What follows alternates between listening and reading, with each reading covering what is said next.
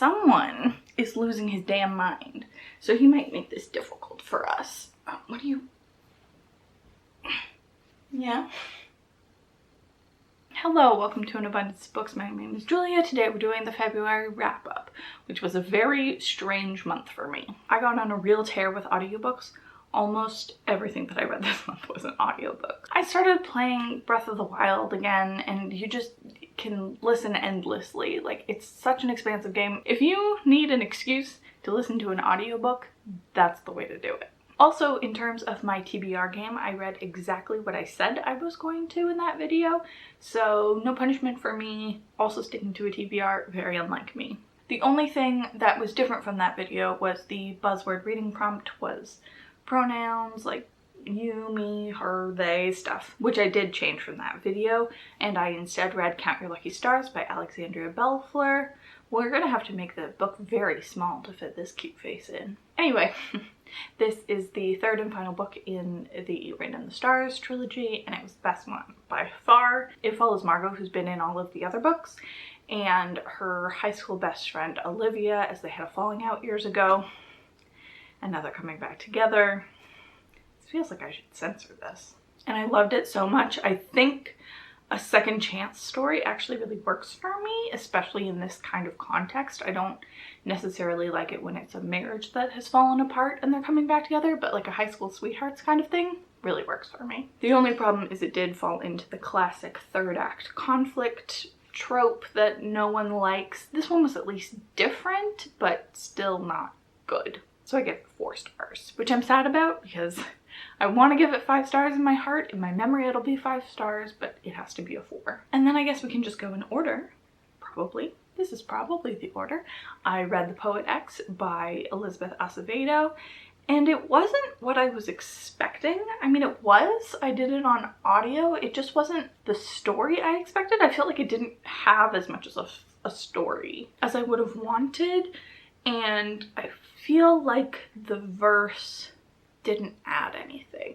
It felt like the verse was a crutch. Not in a helpful thing, but like a thing that's weighing her down from telling a good story. It feels like a gimmick to me. So I don't know if verse is necessarily for me. I gave it 3 stars. Honestly, like, having read it the first thing in the month, I probably would give it a 2 now, but let's call it a 3. Not for anything bad, just like super not for me. And then I read The Black Flamingo by Atta, another book written in verse, but very different. Elizabeth Acevedo is very lenient with her verse. You wouldn't necessarily know if you weren't looking for it. It's very fluid, whereas Atta's is like, there once was a boy named Michael. He da-da-da-da-da-da. You know, that very rhythmic pattern, which is extremely distracting, and I felt like, again, took away from the actual story. But here, the actual story is something that I did really enjoy. It's about Michael growing up, mostly about him being mixed race, but then also him figuring out his sexuality, and it ends with him doing a drag performance. When it's sold, you feel like drag is a much bigger part of it, but it really only comes in right at the end. I gave it 4 stars, but again, sitting here, like, the verse just super isn't for me. I think I might bump it down to a 3. Still good. I would still recommend this one, especially if you tried Elizabeth Acevedo and want something like that, but slightly different. I would recommend Black Flamingo. Are you having fun? You look miserable. Then I read Near the Bone by Christina Henry. I tried to read quite a few wintry books, and this one definitely fit the bill.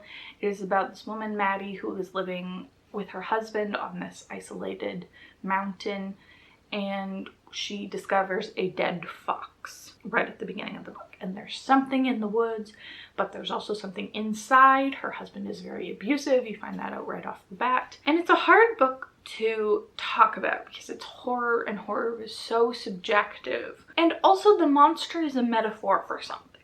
I know that. I just don't know what that is. I really enjoyed the writing here, but I felt like the nature of the survival story was very repetitive and sort of unbelievable for me, where like this woman should have died of exposure 9 times over. It's a weird month for me because I just looked at my Goodreads and I gave this 4 stars. But why did I give it 4 stars if I didn't enjoy creature horror especially? The pacing in it isn't great, and there's a lot of unanswered questions. I think it's good if that's the type of story that you're looking for, but it just wasn't the type that I was looking for, so we're gonna be making some changes to my Goodreads after this. Next, I finished up the Gilded Wolves trilogy with The Bronzed Beasts by Roshani Chokshi. I was sort of rage reading this one after having finished the second one last month, and I was just like, it was so bad, I just kind of need to get the trilogy over and say that I'm done, so I did that. But this book was sort of a return to form. The group gets separated at some point, they're all fighting, and this book sort of had everyone coming back together, brought back all of the stuff that you loved about the first one. There was still a lot of filler though, and a lot of it that didn't quite make sense for the characters, but it gave me the feeling of the first book, which is what I was looking for. I just don't think it was as technically well done. But I did enjoy it, and I thought it was a worthwhile book to read, and I gave it 3 stars. Finally, we have an unambiguously good book, Kindred by Octavia Butler. This is a science fiction classic about a woman living in the 1970s who is magically transported back into the early 1800s and rescues one of her white ancestors from drowning, and they sort of come in and out of each other's lives. It is such an interesting book, and like, it demands to be a book club book. There is just so much to talk about here. I did a whole ramble review if you want to watch me unpack my thoughts that aren't clear at all to me, but like, it is very clear immediately why it is a classic, and it was written in the 70s, so it's still very accessible language. There are little feministy things, I think, that were just kind of off for me, but it's hard to tell what the intention is there. But I especially liked her writing. I really enjoy the sort of dry science fiction writing, which she does really well, but still has fleshed out characters and stuff. I would highly recommend it. Then I finished another series because I was feeling accomplished. I read As Good as Dead by Holly Jackson, the final book in the A Good Girl's Guide to Murder series, and it sure was a thing. It's obviously hard to talk about the final book in a series without spoiling anything, but this one takes a very different turn from the first two, and the biggest issue that I had with it was pacing. It's 0 to 60 to 0 to 60 to 0. Like, you never feel comfortable with where you're at, and a lot of the times I was just kind of like waiting for whatever we were doing to wrap up so that we could move on to the next thing, which isn't great. But also the story in here, the main mystery, is so interesting and really something that works for me. I'm trying to decide if I can tell you what it is, but I don't think that I can. But I would say that if you enjoyed the first two, you won't necessarily enjoy the third one unless you enjoy this kind of trope. But it's still really interesting and does a good job of like bringing in all the stuff that happened in the first 2 books too, which is cool to see. Though I don't think it does a very good job of recapping everything like Ant. I never know who Ant is. If I do have a recommendation, it would be to read this series in close succession if you are interested in it. I ended up giving it 4 stars just because when I think back on it, I'm gonna think about the good parts. And those good parts were worth it. Like, it was worth it to me to slog through all of the bad stuff to get to the good stuff. Sorry, my ratings are all over the place. This one was just because I didn't know what else to rate it. I read Very Fat, Very Brave by Nicole Byer. I give this 3 stars just because it's like, it did what it set out to do and I don't have anything else to say.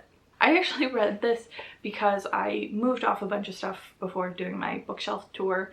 Just not to quite unhaul, but like, no, goodbye. This doesn't feel like it goes in my collection. I don't know how to say it, but I figured I'd just read it. It's just a bunch of pictures.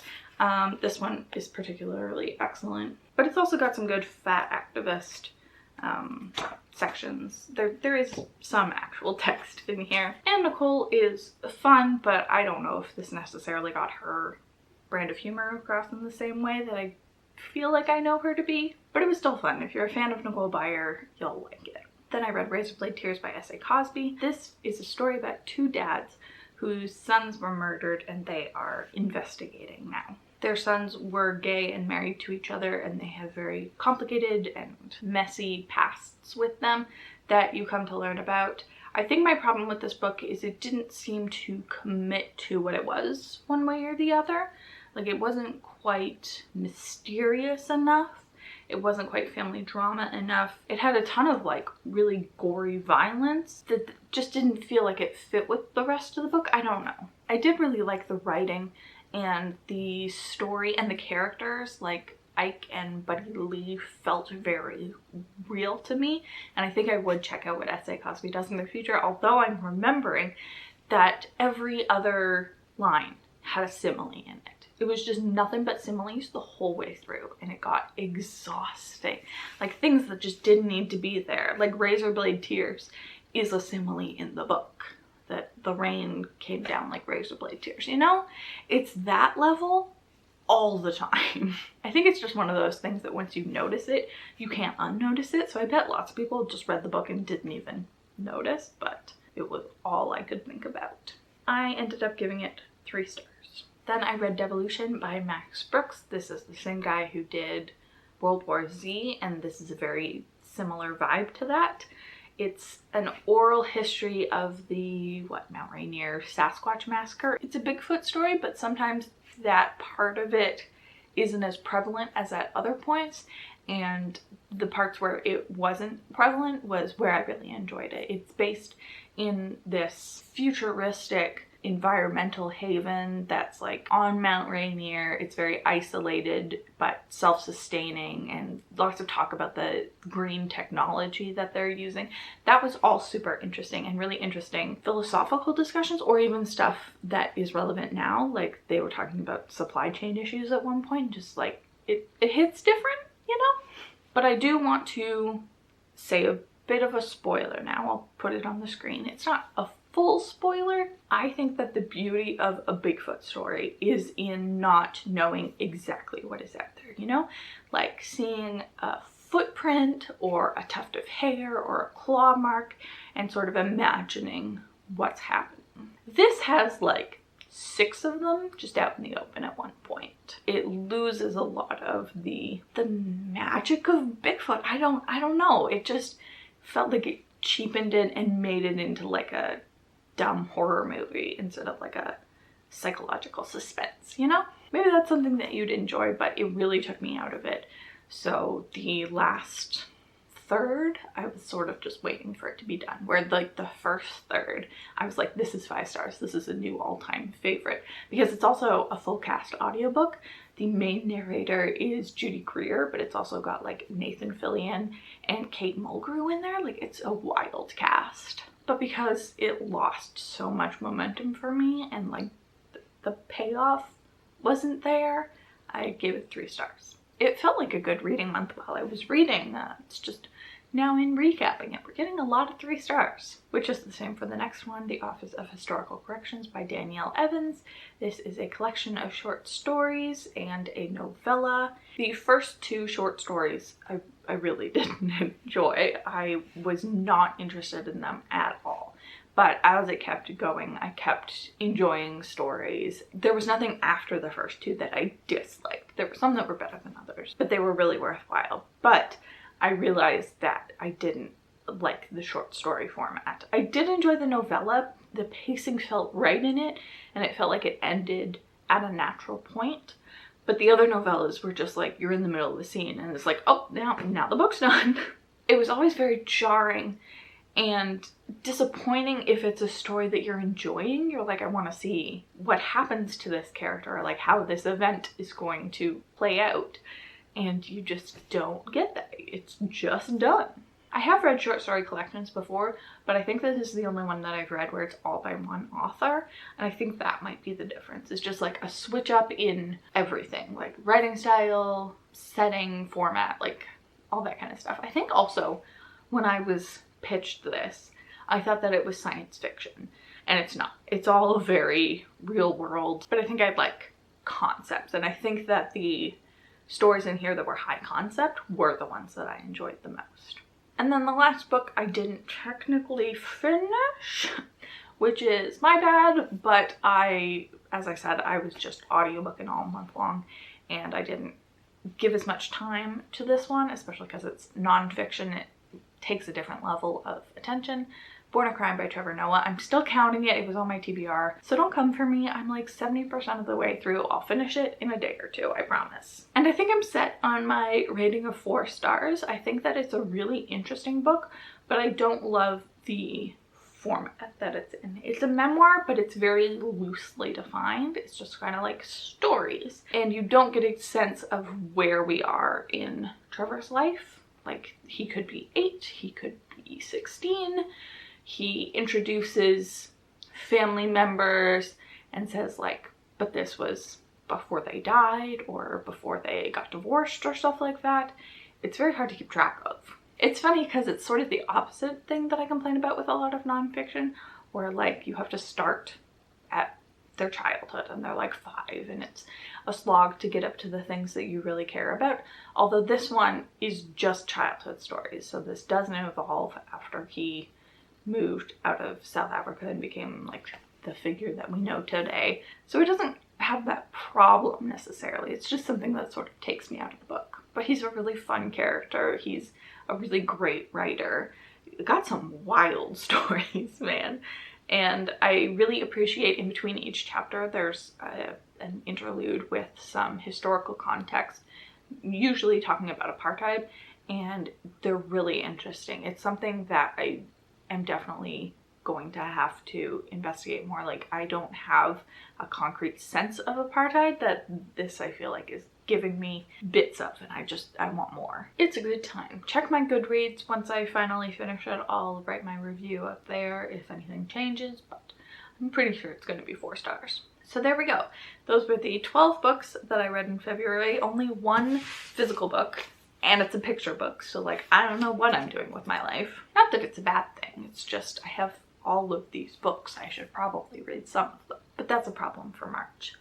Thank you. I think I'm done. Thank you for joining me. Subscribe, like, all that stuff. If you like what I'm doing, I've got some interesting videos coming up this month, so I will see you in one of those very shortly. Bye.